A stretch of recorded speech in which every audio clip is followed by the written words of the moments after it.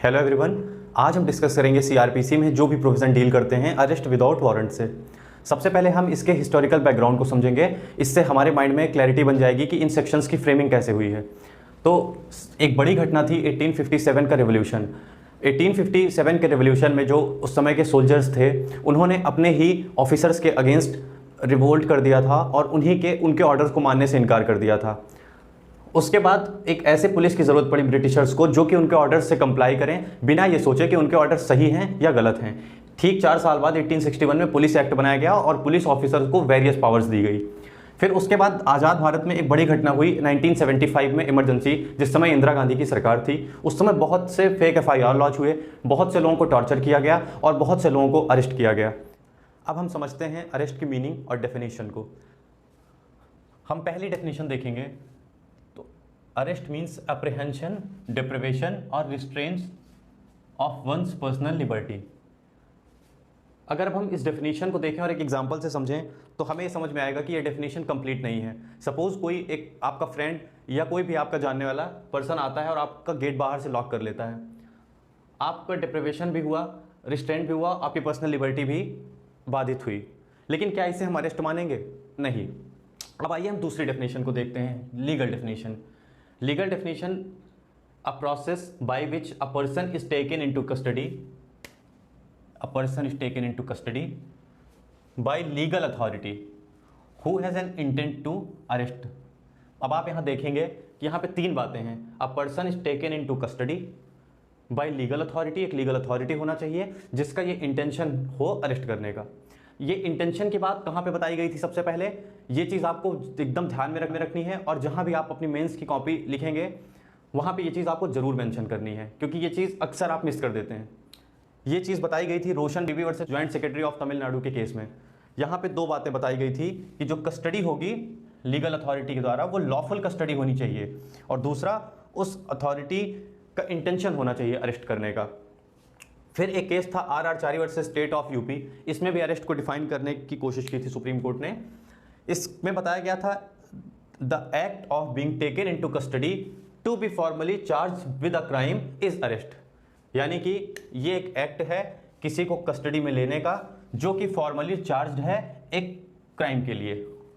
इससे पहले हमने समझा कि अरेस्ट का मीनिंग क्या होता है। अब हम समझेंगे अरेस्ट के पीछे ऑब्जेक्ट क्या है। तो अरेस्ट के पीछे 5 ऑब्जेक्ट्स हैं मेनली। पहला ऑब्जेक्ट ये है to bring the accused before the court of law to face the proceeding. अब यहाँ पे फिर से आप समझिए कि सेक्शन 273 बताता है कि जो भी एविडेंसेस लिए जाएंगे कोर्ट में वो एक्यूज्ड पर्सन की प्रेजेंस में लिए जाएंगे। तो अगर उसकी प्रेजेंस नहीं होगी और उसकी प्रेजेंस को बिना अरेस्ट के अगर नहीं इंश्योर किया जा सकता है तो प्रोसीडिंग कोर्ट में हो नहीं पाएगी। तो इसलिए भी अरेस्ट के प्रावधान दिए गए सीआरपीसी में। दूसरा है प्रॉपर इन्वेस्टिगेशन। जिस पर्सन ने क्राइम किया है वो उसको बेस्ट पता होता है सारे फैक्ट्स के बारे में, सारे सर्कमस्टांसेस के बारे में कि किन सर्कमस्टांसेस में अपराध हुआ है। तो अगर वो पर्सन नहीं अरेस्ट किया जाएगा तो इन्वेस्टिगेशन प्रॉपर रूप से नहीं हो पाएगा ठीक तरीके से। तीसरा है कि prevent further commission of crime. एक एक्यूज्ड पर्सन जब क्राइम करता है तो उसके बाद हो सकता है कि उसके बाद वो जाए कहीं और जाके ऑफेंस करे, तो उसको रोकने के लिए भी अरेस्ट का प्रोविज़न डालना ज़रूरी था। उसके बाद वो एविडेंसेस के जाके टेम्पर ना करे या डिसअपियर ना करे एविडेंसेस को, इसलिए भी उसके अरेस्ट करना ज़रूरी है। 5वां है कि वो किसी पर्सन को जो कि एक्वेंटेड है facts and circumstances of the case से उनको इंड्यूस ना करे, थ्रेट ना करे या उनसे कोई प्रॉमिस ना ले कि आप हमारे अगेंस्ट जाके कोर्ट में गवाही मत देना, या फिर उनको थ्रेट करे कि अगर आपने हमारे अगेंस्ट जाके कोर्ट में गवाही दी तो हम आपको जान से मार देंगे या हम आपको कोई नुकसान कर देंगे किसी दूसरे तरीके से। तो ये ऑब्जेक्ट्स हैं अरेस्ट के पीछे। डिस्कस करेंगे सेक्शन 41 ऑफ सीआरपीसी। सेक्शन 41 में जो उसकी हेडिंग है वहाँ पे देखिए जो टर्म यूज़ हुआ है वो मे टर्म यूज़ हुआ है। इसका मतलब है कि जो पुलिस ऑफिसर है वो बाउंड नहीं है अरेस्ट करने के लिए। ये एक रेमेडियल पावर है, ये एक रेमेडियल मीज़र है, ना कि एक प्रिवेंटिव मीज़र है। तो यहाँ पे अगर उसको लगता है कि नहीं अरेस्ट नेसेसरी है तभी वो अरेस्ट करेगा। यहाँ पर अरेस्ट करना मैंडेटरी नहीं है। तो इसका पहला जो क्लॉज है वो कहता है कि एनी पुलिस ऑफिसर में without an order from A magistrate and without a warrant arrest any person who commits in presence of police officer a cognizable offence. तो वहाँ पे 2 चीज़ें यहाँ पे इस क्लॉज में बताई गई हैं। पहली कि पुलिस ऑफिसर की प्रेजेंस वहाँ जरूरी है और दूसरा कॉग्निजेबल ऑफेंस कमिट होना चाहिए। अगर ये 2 शर्तें हैं तो पुलिस ऑफिसर बिना वारंट के उस पर्सन को अरेस्ट कर सकता है। अब यहाँ पर ये प्रोविज़न डालने की ज़रूरत क्या पड़ी? देखिए पुलिस ऑफिसर जो होते हैं या जो भी पुलिस एजेंसीज होती हैं वो लॉ एंड ऑर्डर को मेंटेन करने के लिए होती हैं। अगर उन्हीं के प्रेजेंस में क्राइम होने लगेगा तो एक गलत मैसेज जाएगा सोसाइटी को, और ये कहीं ना कहीं क्रिमिनल एक्टिविटी को प्रमोट करेगा। तो ऐसी परिस्थिति ना बने, इसलिए पुलिस ऑफिसर को ये पावर दी गई है। अब हम समझेंगे इसके क्लॉज बी को। क्लॉज बी कहता है कि against whom a reasonable complaint made और credible information received or reasonable suspicion exists that such person has committed a cognizable offense which is punishable with less than 7 year imprisonment or 7 year imprisonment। और person committed offence, और वहाँ पे police को reason to believe होना चाहिए कि उसकी arrest necessary है। क्यों नेसेसरी है? To prevent further commission of offence, for proper investigation, disappear और टेम्पर एविडेंसेस को रोकने के लिए, या फिर वो किसी ऐसे पर्सन को जो कि फैक्ट्स एंड सर्कमस्टांसेस से उस केस के जुड़ा हो तो उसको वो इंड्यूसमेंट ना करे, उसका थ्रेट ना करे उसको, और उससे कोई प्रॉमिस ना ले, और उसकी प्रेजेंस को कोर्ट में इंश्योर करने के लिए भी पुलिस को ये पावर दी गई है। अब इससे रिलेटेड एक सेक्शन है सीआरपीसी में, सेक्शन 273। ये सेक्शन कहता है कि कोर्ट में जो भी विटनेसेस लिए जाएंगे वो एक्यूज्ड पर्सन की प्रेजेंस में लिए जाएंगे। अब उस एक्यूज्ड पर्सन की प्रेजेंस को इंश्योर करने के लिए अगर पुलिस ऑफिसर को ये पावर नहीं दी जाएगी तो उसकी प्रेजेंस को इंश्योर करना बहुत मुश्किल हो जाएगा। चलिए अब इसमें जो भी वर्ड यूज हुए हैं उनको समझते हैं, क्योंकि ये वर्ड्स हमारे माइंड में बहुत कन्फ्यूजन लाते हैं। अगेंस्ट हुम अ रीजनेबल कंप्लेंट मेड, तो रीजनेबल कंप्लेंट का मतलब ये होता है हम किस कंप्लेंट को रीजनेबल कहेंगे और किस कंप्लेंट को रीजनेबल नहीं मानेंगे। तो एक रीजनेबल कंप्लेंट होने के लिए उस कंप्लेंट का फेयर होना ज़रूरी है, उसका एक्सेप्टेबल होना ज़रूरी है, सेंसिबल होनी चाहिए, और वो जो एलिगेशन है वो बेस्ड होना चाहिए गुड जजमेंट के बेसिस पे। उसके बाद हम देखेंगे क्रेडिबल इन्फॉर्मेशन, किस इन्फॉर्मेशन को हम क्रेडिबल मानेंगे। जो सेक्शन 154 है वहाँ पे सिर्फ टर्म यूज़ हुआ है इन्फॉर्मेशन, लेकिन यहाँ पे टर्म यूज़ हुआ है क्रेडिबल इन्फॉर्मेशन। ये रीजनेबल, क्रेडिबल, फिर से ये रीजनेबल सस्पिशन और ये रीज़न टू बिलीव। आप देखिए जगह जगह पे यहाँ पे सिर्फ बिलीव टर्म भी यूज़ हो सकता था, यहाँ पे सिर्फ इन्फॉर्मेशन टर्म यूज़ हो सकता था, यहाँ पे सिर्फ कंप्लेंट टर्म यूज़ हो सकता। यहाँ पे लेजिस्लेचर का इंटेंशन ये है, क्योंकि अभी मैंने आपको जब हिस्टोरिकल बैकग्राउंड बताया था तो मैंने बताया था कि जब 1975 में इमरजेंसी लगी थी और उसके बाद भी कई जगह पे ऐसा देखा गया कि इस पावर का बहुत ही बड़े तौर पे मिसयूज़ किया गया है। और section 197 of CrPC police officer को और मजिस्ट्रेट को प्रोटेक्ट करता है, वो उनको इम्यून करता है कि अगर वो किसी को गुड फेथ में अरेस्ट कर लेते हैं तो उनके खिलाफ कोई कार्रवाई नहीं की जाएगी। तो देखिए क्रेडिबल इंफॉर्मेशन होने के लिए भी दो शर्तें हैं महत्वपूर्ण। पहला कि उस इंफॉर्मेशन का सोर्स देखा जाएगा और दूसरा उसका कंटेंट देखा जाएगा। अब इंफॉर्मेशन का सोर्स हो सकता है कि वो कोई एक ऐसा पर्सन हो जो पुलिस ऑफिसर जिसको जानता हो पर्सनली, तो उसकी इंफॉर्मेशन भी क्रेडिबल इंफॉर्मेशन मानी जाएगी। दूसरा, कुछ स्टेट में इन्वेस्टिगेशन या इंटेलिजेंस एजेंसीज होती हैं, अगर कोई इंफॉर्मेशन वहाँ से आ रही है तो उसको भी एक जेन्युइन या क्रेडिबल इंफॉर्मेशन माना जाएगा। फिर तीसरा है कोई पब्लिक ऑफिसर है या कोई रिपोर्टेड मेंबर है किसी सोसाइटी का, तो अगर उसने कोई इंफॉर्मेशन दी है तो हम ये प्रिज्यूम करते हैं या कोर्ट ये प्रिज्यूम करता है, पुलिस ऑफिसर ये प्रिज्यूम करता है कि वो इंफॉर्मेशन क्रेडिबल इंफॉर्मेशन होगी। फिर उस इंफॉर्मेशन का जो कंटेंट है वो एक्सेप्टेबल होना चाहिए, वो एक प्रैक्टिकल कंटेंट होना चाहिए। तो ये हो गया हमारा क्रेडिबल इंफॉर्मेशन। अब रीजनेबल सस्पिशन, अब आप देखिए यहाँ पे सस्पिशन भी टर्म फॉलो किया गया है रीजनेबल वर्ड से। अब ये सस्पिशन का मतलब क्या है? सस्पिशन एक लीगल स्टैंडर्ड ऑफ प्रूफ है जो कि पुलिस ऑफिसर का जो पर्सनल एक्सपीरियंस है, जो उसका पार्ट ऑफ ट्रेनिंग है, ये उस पे बेस्ड है। और जो उसका पर्सनल एक्सपीरियंस और ट्रेनिंग है वो किसी के द्वारा इन्फ्लुएंस नहीं होना चाहिए, उसमें किसी का इंटरफेरेंस नहीं होना चाहिए, ये गुड फेथ में होना चाहिए। ये उसका पर्सनल सस्पिशन, पर्सनली उसको ये चीज़ फील होनी चाहिए कि हाँ ये जो सस्पिशन है ये रीजनेबल है। तो यहाँ पे देखिए जो सस्पिशन है, अब आप अगर हिस्ट्री में जाएंगे तो रोलेक्ट एक्ट में जो रोलेक्ट एक्ट बना हुआ था जिसको काला कानून भी कहते थे, गांधी जी ने कहा था उसे ब्लैक लॉ, तो वहाँ पे ये रीजनेबल टर्म नहीं यूज हुआ था, वहाँ पे सिर्फ सस्पिशन टर्म यूज हुआ था और वहाँ पर भी बहुत ही मिसयूज हुआ था उस पावर का और किसी को भी सिर्फ सस्पिशन के बेसिस पे अरेस्ट कर लेते थे। तो यहाँ पर ये आज़ाद भारत का, चूंकि सीआरपीसी आज़ाद भारत के लोगों के लिए था, तो यहाँ पे इसलिए यहाँ पे ये रीजनेबल टर्म यूज किया गया ताकि यहाँ पे मिसयूज ऑफ पावर ना हो, अब्यूज ऑफ पावर ना हो सके। फिर यहाँ बताया गया है कि कॉग्निजेबल ऑफेंस होना चाहिए। तो कॉग्निजेबल ऑफेंस डिफाइन किया गया है सेक्शन 2 ऑफ सीआरपीसी में। वहाँ पे ये बताया गया है कि कोई भी ऑफेंस को हम कॉग्निजेबल ऑफेंस तब कहते हैं जहाँ पे पुलिस ऑफिसर को बिना मजिस्ट्रेट की परमिशन के, बिना वारंट के अरेस्ट करने की पावर होती है। लेकिन सिर्फ कॉग्निजेबल ऑफेंस में ही क्या पुलिस ऑफिसर के पास पावर होती है अरेस्ट करने की? तो ये बात पूरी तरह से ठीक नहीं है। पुलिस ऑफिसर को कई जगह पे नॉन कॉग्निजेबल ऑफेंसेस में भी ये पावर होती है कि वो किसी पर्सन को बिना वारंट के अरेस्ट कर सके। तो कॉग्निजेबल ऑफेंस है क्या? अगर हम एक लाइन में समझें तो कॉग्निजेबल ऑफेंसेस वो ऑफेंसेस होते हैं जो बहुत ही गंभीर प्रकृति के होते हैं। These offences are serious in nature which affect society at large. ये सोसाइटी को एट लार्ज अफेक्ट करते हैं, सोसाइटी के मन में फियर भर देते हैं। जैसे किसी के मर्डर हो जाए किसी का, या कहीं रेप हो जाए, तो ये सब ऐसे अपराध होते हैं जो कि लोगों के मन में भय पैदा कर देते हैं। उसके बाद रीज़न टू बिलीव। तो रीज़न टू बिलीव को अगर हम समझें तो ये होता है कॉज या फिर justification to accept something as truth in good faith. अब रीज़न टू बिलीव ये एक प्रिलिमिनरी स्टेज होती है, किसी चीज़ के एब्सोल्यूट नॉलेज की एक प्रिलिमिनरी स्टेज होती है। सबसे पहले आपके पास एक सॉलिड रीज़न होना चाहिए किसी चीज़ को बिलीव करने के लिए कि ये ट्रुथ है या फॉल्स है। तो ये एक प्रिलिमिनरी स्टेज होती है to accept something as truth in good faith. ठीक है।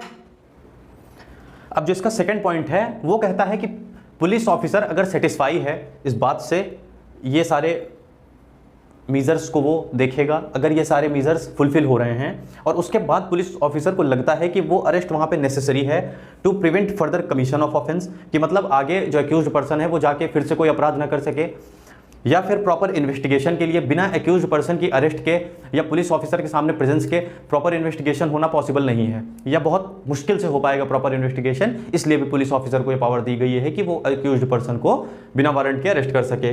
या फिर डिसअपियर और टेम्पर एविडेंसेस, मान लीजिए कि वो कोई साक्ष्य कहीं पे वो मिटाना भूल गया है या उसको वो उससे छेड़छाड़ करता है, तो यहाँ पे भी ये चीज़ जरूरी हो जाती है कि पुलिस ऑफिसर को पावर दी जाए कि एक्यूज्ड पर्सन जाके वहाँ पे डिसअपियर ना कर पाए या एविडेंसेस से छेड़छाड़ ना कर पाए। इसके पीछे रीज़न ये भी है कि विक्टिम को जो न्याय मिलता है वो मिलता है सबूतों के आधार पर कोर्ट में, और अगर सबूत ही नहीं रहेंगे तो फिर विक्टिम को कभी न्याय नहीं मिल पाएगा। और सीआरपीसी का जो पर्पस है, जो ऑब्जेक्ट है, वो है विक्टिम को न्याय देना, तो इसलिए भी ये प्रोविज़न ऐड किया गया। फिर इसका डी कहता है कि इंड्यूसमेंट, थ्रेट और promise to the persons who are acquainted with facts and circumstances of the case. उस केस के जो फैक्ट्स एंड सर्कमस्टांसेस से जुड़े कुछ लोग हैं उन्हें एक्यूज्ड पर्सन जाके इंड्यूस ना कर पाए, उन्हें थ्रेट ना कर पाए या उनसे कोई प्रॉमिस ना ले पाए कि तुम मेरे खिलाफ जाके कोर्ट में गवाही मत देना। Such person in court. अब सेक्शन 273 ऑफ सीआरपीसी कहता है कि जो भी एविडेंसेस लिए जाएंगे कोर्ट में वो एक्यूज्ड पर्सन की प्रेजेंस में लिए जाएंगे। लेकिन अब एक्यूज्ड पर्सन की प्रेजेंस को इंश्योर कैसे किया जाएगा अगर पुलिस ऑफिसर के पास पावर ही नहीं होगी अरेस्ट की? तो इसलिए ये फिर ई में ये पावर पुलिस ऑफिसर को दी गई। उसके बाद एक प्रोविजो है इसमें, वो कहता है कि पुलिस ऑफिसर अगर किसी पर्सन को अरेस्ट करेगा तो उसका रीजन रिकॉर्ड करेगा इन राइटिंग, अगर अरेस्ट नहीं करेगा तो उसका भी रीजन वो लिखित में रिकॉर्ड करेगा। हमारा जो अगला पॉइंट है वो है clause C. Clause C deal करता है प्रोक्लेम्ड ऑफेंडर से। प्रोक्लेम्ड ऑफेंडर से जो रिलेटेड प्रोविजन है वो सेक्शन 82 ऑफ सीआरपीसी है। सेक्शन 82 कहता है कि कोर्ट ने किसी पर्सन के अगेंस्ट में वारंट इशू किया है और वो पर्सन एब्सकॉन्ड करता है या खुद को कंसील करता है, उस वारंट का एग्जीक्यूशन होने में सरेंडर नहीं करता है, तो उन्हें हम प्रोक्लेम्ड ऑफेंडर कहते हैं। तो प्रोक्लेम्ड ऑफेंडर को भी पुलिस बिना वारंट के गिरफ्तार कर सकता है, क्योंकि आप यहाँ पे देखिए कि उसके अगेंस्ट वारंट पहले ही इशू हो चुका है, तो अब दोबारा से वारंट इशू करने की जरूरत नहीं है। फिर जो अगला डील करता है हमारा स्टोलन प्रॉपर्टी से, क्लॉज डी।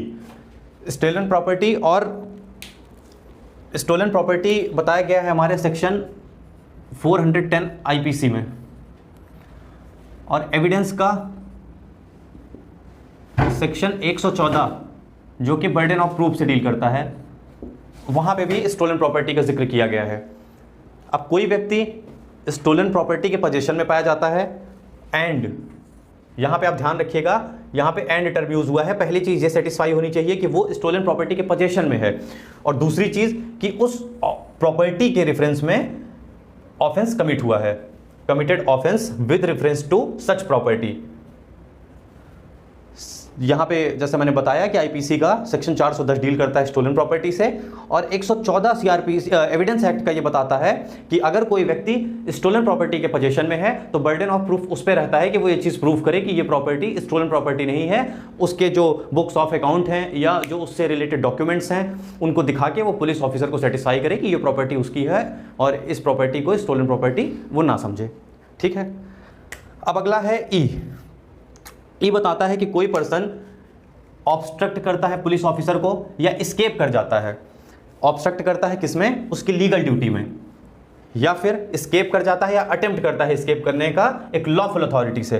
कभी कभी आपने देखा होगा कि पुलिस किसी को अरेस्ट करके ले जाती है तो ऐसे में वो व्यक्ति वहां से भागने की कोशिश करता है या एस्केप करने की कोशिश करता है, या कुछ लोग जेल से फरार होने की कोशिश करते हैं, तो उन्हें ही हम कहते हैं ये एस्केप। और ये ऑब्स्ट्रक्ट में आप एक एग्जांपल ले सकते हैं कि एक ऐसे भी सिचुएशन कभी कभी आप देखा होगा आपने, आप एज्यूम कर सकते हैं कि पुलिस ऑफिसर सपोज किसी को अरेस्ट करने जा रहा है और बीच में उसको कोई रोकने की कोशिश कर रहा है। पुलिस ऑफिसर की गाड़ी के सामने आपने मान लीजिए कि कोई गाड़ी ऐसी खड़ी कर दी या कुछ आपने उस रास्ते में ऐसे अवरोध लगा दिए कि वो पुलिस ऑफिसर आगे ना बढ़ पाए और वो दूसरा व्यक्ति भाग जाए, उससे एस्केप कर जाए, तो वहां पे भी उस पर्सन को भी पुलिस ऑफिसर अरेस्ट कर सकता है बिना वारंट के। उसके बाद जो एफ है वो डील करता है deserter of any armed force.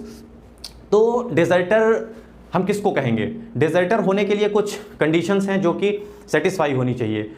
अब जैसे कभी कभी आर्मी में एक युद्ध की स्थिति बन जाती है या कुछ लोग नए रिक्रूट होते हैं, उन्हें वहाँ की ट्रेनिंग टफ लगती है तो वहाँ से भाग जाते हैं, तो उन्हें क्या हम तुरंत डिजर्टर मान लेंगे जो वहाँ से भाग गए? नहीं, वहाँ पे 12 घंटे के बाद वहाँ पे उनके अगेंस्ट कंप्लेन होती है, वहाँ पे उनके खिलाफ रेड पेन से लिखा जाता है कि ये व्यक्ति बिना छुट्टी के, बिना इन्फॉर्मेशन के यहाँ से चला गया है। उसके बाद 28 दिन तक उसका इंतजार किया जाता है कि वो किसी जस्टिफिकेशन के साथ आता है या नहीं आता है। यदि वह 28 दिन के भीतर वहाँ नहीं आता है तो उसको डिजर्टर घोषित कर दिया जाता है, जिसको कि हम भगौड़ा भी कहते हैं। तो उनको भी पुलिस ऑफिसर बिना किसी वारंट के गिरफ्तार कर सकते हैं। इसके पीछे रीज़न कहीं ना कहीं ये भी होता है कि कहीं ना कहीं हमारे कंट्री की सिक्योरिटी को भी थ्रेट पहुंच सकता है, वो किसी टेररिज्म ग्रुप का मेंबर हो सकता है, तो इसलिए भी पुलिस ऑफिसर को ये पावर दी गई है। कभी कभी युद्ध की स्थिति में उसकी वजह से जो उसके साथ साथी हैं, जो उसके भरोसे बैठे हुए हैं, वो मारे जाते हैं, तो ऐसे में उसको फिर लाइफ इंप्रिजनमेंट भी हो जाता है कोर्ट मार्शल में। हालांकि ये बातें हमारे टॉपिक से बहुत रिलेवेंट नहीं है, लेकिन मैंने आपको समरीली बता दिया कि डिजर्टर कौन पर्सन होते हैं, किन्हें हम डिजर्टर समझेंगे। फिर जो अगला है वो हमारा जी है, वो ये कहता है कि कोई एक्ट आउटसाइड इंडिया हुआ है। अब यहाँ पे देखिए, यहाँ पे टर्म ऑफेंस नहीं यूज हुआ है, आपको कंफ्यूज नहीं होना है। यहाँ पे बताया गया है act outside India which is offence in India, और वो पर्सन अगर वो यहाँ पे हुआ होता इंडिया में तो वो पर्सन लायबल होता किसी लॉ के तहत या किसी एक्स्ट्राडिशन की ट्रीटी के तहत, तो उसको भी पुलिस ऑफिसर बिना वारंट के गिरफ्तार कर सकता है। ठीक है, अगला है हमारा H, breach of rule under section 356 clause 5। तो ये जो 356 क्लॉज 5 है, ये रिलीज्ड कन्विक्ट की बात करता है कि कोई ऐसे पर्सन जो रिलीज्ड कन्विक्ट हैं उन्हें भी पुलिस ऑफिसर बिना वारंट के अरेस्ट कर सकता है। अब रिलीज्ड कन्विक्ट हम किसे कहेंगे? जैसे एक एग्जांपल से समझिए कि जैसे कोर्ट ऑफ सेशन ने किसी को पनिशमेंट दिया और वो पर्सन अपील में जाता है, तो अपील में जाने पे वो हाई कोर्ट में जब अपील के लिए फाइल करता है तो वहाँ पे एक एप्लीकेशन वो अटैच कर देता है, और एप्लीकेशन में वो कोर्ट से रिक्वेस्ट करता है कि अभी उसको जेल में ना डाला जाए, अभी उसकी आगे हियरिंग चलेगी हाई कोर्ट में। अगर उसको पाया जाता है उसको कि जो उसके खिलाफ एक्यूजेशन लगा है, अगर उनको सब साबित हो जाते हैं तो उसको जेल में डाला जाए। तो ऐसे पर्सन को हम रिलीज कन्विक्ट कहते हैं। तो वहाँ पे भी कुछ उसके अगेंस्ट कुछ ऐसी रूल्स वगैरह इम्पोज कर दिए जाते हैं, जैसे कि अगर वो पर्सन अपना एड्रेस बदले या फिर अपना वो आउट ऑफ कंट्री जाता है तो उसे किसी पर्टिकुलर डेट में कोर्ट में आके वो सब इन्फॉर्म करना रहेगा। अगर वो नहीं इन्फॉर्म करता है तो भी उसकी अरेस्ट बिना वारंट के पुलिस ऑफिसर कर सकता है। अगला है अरेस्ट अपॉन रिक्विजिशन। रिक्विजिशन में ये होता है कि एक competent authority, competent police officer दूसरे पुलिस ऑफिसर को रिक्विजिशन देता है, और इस रिक्विजिशन में 3 चीजें होती हैं कि वो उस पर्सन को स्पेसिफाई करता है जिसकी अरेस्ट होनी है, दूसरी चीज वो कॉज बताता है जिसके लिए अरेस्ट करना है, उसके पीछे कारण क्या है, और तीसरी चीज होता है कि वहां पे अपीयर होना चाहिए कि person might lawfully be arrested by that person who is making a requisition to another person. एक पुलिस ऑफिसर दूसरे पुलिस ऑफिसर को रिक्विजिशन दे रहा है तो उस पुलिस ऑफिसर के पास ये पावर होनी चाहिए कि वो लॉफुली उस पर्सन को अरेस्ट कर सके। अब हम डिस्कस करेंगे सेक्शन 42, जो कि बताता है कि पुलिस ऑफिसर जब किसी से नेम और एड्रेस पूछता है और वो पर्सन नेम और एड्रेस बताने से मना कर देता है, रिफ्यूज कर देता है, और या फिर फॉल्स नेम एंड एड्रेस बताता है। और अब आप देखिए यहाँ पे ये नॉन कॉग्निजेबल केस है। अभी तक जो हम बात कर रहे थे वहाँ पे कॉग्निजेबल ऑफेंसेस थे, लेकिन यहाँ पे नॉन कॉग्निजेबल केस है। अब यहाँ पे एक चीज़ आप और ध्यान देखिए कि यहाँ पे रेसिडेंस की बात की गई है, यहाँ पे एड्रेस टर्म नहीं यूज़ हुआ है। अब आपको मैं बता दूँ बेसिक कि रेसिडेंस और एड्रेस में फ़र्क क्या होता है। देखिए आपके पास एड्रेस से रिलेटेड जो डॉक्यूमेंट्स हैं वो कभी कभी ऐसा होता है कि नहीं मौजूद होते हैं। एड्रेस जो आपका होता है वो परमानेंट भी हो सकता है और टेम्परेरी भी हो सकता है। तो टेम्परेरी जो एड्रेस होता है उसके डॉक्यूमेंट्स हमारे पास नहीं मौजूद होते हैं। सपोज आप आधार कार्ड देखेंगे तो वहाँ पे जो आपका रेसिडेंस है उसका एड्रेस वहाँ पे लिखा होता है, तो इसलिए यहाँ पे टर्म यूज हुआ है रेसिडेंस। उसके बाद हम बात करेंगे सेक्शन 151 की। हाँ, यहाँ पे एक पॉइंट मैं आपको और बता देता हूँ, बेयर एक्ट में आप अपनी देखेंगे तो आपको मिल जाएगा। यहाँ पर यह बताया गया है कि सच अरेस्ट इज वैलिड, वो अरेस्ट तब तक वैलिड है जब तक कि वो उसके नेम और एड्रेस को असर्टेन नहीं कर लेता है। जैसे ही पुलिस ऑफिसर को उसका नेम और एड्रेस कंफर्मेशन हो जाएगा, अब वो किसी डॉक्यूमेंट से हो सकता है या फिर वो किसी व्यक्ति के उससे हो सकता है कि वो जहाँ पे व्यक्ति रहता है वो उसके साथ जाए और वहाँ के 2-4 लोगों से वो पूछताछ करे और वहाँ से उनको कंफर्मेशन मिल जाए कि हाँ ये व्यक्ति यहीं का निवासी है, तो तभी तक वो अरेस्ट वैलिड है। ठीक है, अब सेक्शन 151, अभी तक हम जो सेक्शंस पढ़ रहे थे वो सब रेमेडियल मीजर्स थे, लेकिन सेक्शन 151 ये एक प्रिवेंटिव मीजर है, तो हमें सीआरपीसी एक प्रिवेंटिव मीजर भी प्रोवाइड करता है। अब आप देखिए यहाँ पे if any person is designing to commit a cognizable offence, यहाँ पे अभी कॉग्निजेबल ऑफेंस कमिट नहीं हुआ है, अभी यहाँ पर कॉग्निजेबल ऑफेंस कमिट नहीं हुआ है। और अभी तक की जो परिस्थितियां हम पढ़ रहे थे, अभी तक के जो भी सर्कमस्टांसेस हमने देखे वहां पे कॉग्निजेबल ऑफेंस कमिट हो चुका है। तो सेक्शन 51 उसको पावर देता है, प्रिवेंटिव पावर है ये। जो हमारा अगला सेक्शन डील करता है अरेस्ट विदाउट वारंट से, वो है सेक्शन 432 एंड 433। ये कहता है कि जब कोई सेंटेंस सस्पेंड कर दी गई है, रिमिट कर दी गई है स्टेट गवर्नमेंट के द्वारा, और उन कंडीशन और वहाँ पे स्टेट गवर्नमेंट सस्पेंशन और रिमिट करने के बाद कुछ कंडीशंस इंपोज करती है, कुछ कंडीशंस लगा देती है उस पर्सन पे। अगर वो उन कंडीशंस का ब्रीच करता है या उन कंडीशंस का वायलेशन करता है तो भी पुलिस उस पर्सन को बिना वारंट के अरेस्ट कर सकती है। अब वो कंडीशंस कुछ ऐसी हो सकती हैं कि वो पर्सन फिर उस तरह का ऑफेंस नहीं करेगा दोबारा, या वो अपना एड्रेस वगैरह चेंज करेगा, तो वो जो वो कंडीशन में जिस भी अथॉरिटी को उसको इन्फॉर्म करने के बारे में बताया रहेगा उस पर्टिकुलर अथॉरिटी को इन्फॉर्म करेगा। या एक ऐसी कंडीशन हो सकती है वो जब भी देश छोड़ेगा या फिर कहीं भी किसी भी स्थान पर जाएगा अपने राज्य को छोड़ के, अपने स्टेट को छोड़ के, तो उस अथॉरिटी को इन्फॉर्म करेगा। तो मान लीजिए कि इन सब कंडीशंस को वो नहीं कंप्लाई करता है तो भी उसको पुलिस ऑफिसर बिना वारंट के अरेस्ट कर सकता है। अब हम डिस्कस करेंगे कुछ सुप्रीम कोर्ट के लैंडमार्क केसेस और लॉ कमीशन की 152nd रिपोर्ट को। सबसे पहला केस है Dinesh Kumar versus state of Haryana का, जिसमें सुप्रीम कोर्ट ने अरेस्ट और कस्टडी में डिफरेंस बताया था। सुप्रीम कोर्ट ने कहा था कि अरेस्ट और कस्टडी सिनोनिम्स नहीं है, और अगर ये सिनोनिम्स नहीं है तो इनमें डिफरेंस क्या है। तो सुप्रीम कोर्ट ने बताया कि in every arrest there is custody but not vice versa. Custody में amount to arrest in certain cases but not in all cases. अब हम देखते हैं दूसरा case, social action forum for Manav Adhikar versus union of India. तो यहां भी supreme court ने बताया कि no arrest should be in routine manner. कहने का मतलब यह है कि अरेस्ट एक प्रिवेंटिव मेजर है, अगर उसकी प्रेजेंस को, जो अक्यूज्ड पर्सन है उसकी प्रेजेंस को अगर अदरवाइज इंश्योर किया जा सकता है तो अरेस्ट करने के लिए पुलिस ऑफिसर बाउंड नहीं है। इसीलिए सेक्शन 41 में मे टर्म का यूज किया गया है, शैल टर्म का यूज नहीं किया गया है। अगला केस है state of Maharashtra versus Christian community welfare council of India. इस केस में फीमेल से रिलेटेड अरेस्ट की गाइडलाइंस दी गई थी। इससे पहले तक ये सुप्रीम कोर्ट की रूलिंग थी, गाइडलाइन था कि कोई अगर फीमेल मेंबर है तो उसकी अरेस्ट कोई अगर फीमेल पुलिस ऑफिसर है तो वही कर सकती है। लेकिन ऐसी परिस्थितियां बनी, ऐसी कठिनाइयां आई बहुत से पर्टिकुलर केसेस में कि फीमेल पर्सन्स को अरेस्ट करने के लिए वहां पर फीमेल कांस्टेबल नहीं अवेलेबल थी। लेकिन अब मान लीजिए कि फीमेल कांस्टेबल नहीं अवेलेबल है और एक फीमेल पर्सन है या फीमेल मेंबर है, वो हाथ में गन लेके खड़ी है, तो पुलिस ऑफिसर्स वहाँ पे जो मेल पुलिस ऑफिसर्स हैं, मेल कांस्टेबल्स हैं या मेल ऑफिसर इंचार्ज है किसी पुलिस स्टेशन का, तो वो इस चीज़ का वेट नहीं कर सकते हैं कि फीमेल ऑफिसर आए या फीमेल कांस्टेबल आए तो उसको अरेस्ट करे। इन सिचुएशंस को ध्यान में रखते हुए यहाँ पे सुप्रीम कोर्ट ने हेल्ड किया कि नहीं, ये चीज़ ज़रूरी नहीं है कि हमेशा फीमेल मेंबर को कोई एक फीमेल कांस्टेबल ही अरेस्ट करे या फीमेल पुलिस ऑफिसर ही अरेस्ट करे। कुछ ऐसी एक्सजेंसी सिचुएशन है, अगर कुछ ऐसा सर्कमस्टांसेस बने हुए हैं जहाँ पर कि अरेस्ट ज़रूरी है उस पर्सन की तुरंत, तो वहाँ पर मेल कांस्टेबल या मेल पुलिस ऑफिसर भी उस फीमेल मेंबर को अरेस्ट कर सकता है। फिर अगला केस है Joginder Kumar versus state of UP का। तो यहाँ पर भी आर्बिट्रेरी अरेस्ट बहुत ज़्यादा उस टाइम पे हो रही थी, 1994 का केस है ये। तो सुप्रीम कोर्ट ने अब कुछ गाइडलाइंस दी, उसकी वजह से सेक्शन 41B को अमेंड किया गया 2009 में। ये केस सिर्फ इसलिए इंपॉर्टेंट है, अब हम इसको आगे जब राइट ऑफ अरेस्टेड पर्सन पढ़ेंगे तो हम इन केसेस को और डिटेल में डिस्कस करेंगे। अगला है लॉ कमीशन की 152nd रिपोर्ट। इसमें लॉ कमीशन ने बताया था कि कस्टोडियल वायलेंस को रोकने के लिए सीआरपीसी में हमें अमेंडमेंट्स करने चाहिए। उसके बाद उन्होंने बताया था कि जब पुलिस ऑफिसर कस्टोडियल वायलेंस करता है या अब्यूज ऑफ पावर करता है तो फिर वहां पे उसको जो प्रोटेक्शन दिया गया है सेक्शन 197 ऑफ सीआरपीसी का, वो प्रोटेक्शन उसको नहीं मिलना चाहिए और होनी चाहिए।